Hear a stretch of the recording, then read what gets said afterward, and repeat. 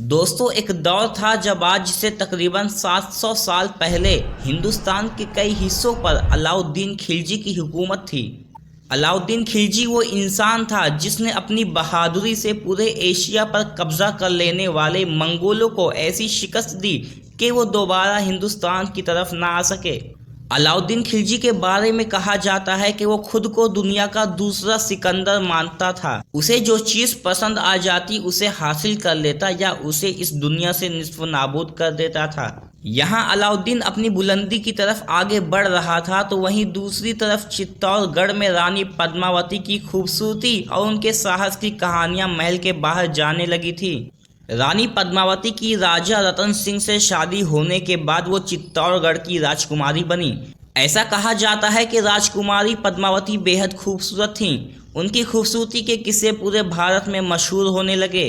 किसी तरीके से ये खबर अलाउद्दीन खिलजी के पास जा पहुंची और अलाउद्दीन ने यह फैसला किया कि वो रानी पद्मावती को हासिल करके ही रहेगा, क्योंकि खिलजी का मानना था कि इस दुनिया की हर नायाब चीज़ पर सिर्फ अलाउद्दीन का हक है। इसके बरअक्स कई इतिहासकार बताते हैं कि अलाउद्दीन के चित्तौड़गढ़ पर हमला करने की वजह रानी पद्मावती नहीं थी, बल्कि चित्तौड़गढ़ का किला था जिस पर अलाउद्दीन अपना कब्जा जमाना चाहता था।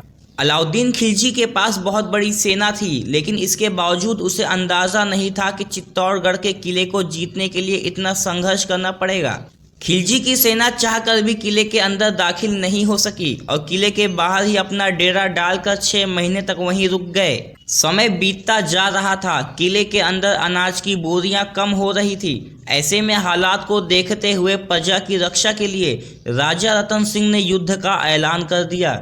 इस युद्ध में राजा रतन सिंह ने बहादुरी के साथ अलाउद्दीन खिलजी का मुकाबला किया, लेकिन उसकी भारी भरकम सेना के आगे राजपूत सेना टिक नहीं पाई।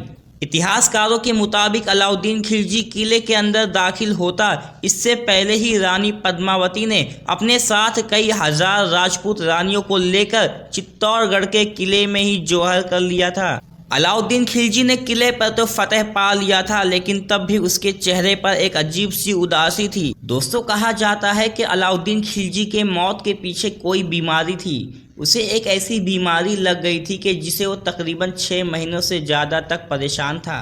उस बीमारी में घुट घुट कर जीने के बाद अलाउद्दीन खिलजी की मौत हो गई। दोस्तों, इसी तरह की इन्फॉर्मेशन वाली वीडियोस के लिए हमारे चैनल को सब्सक्राइब करें।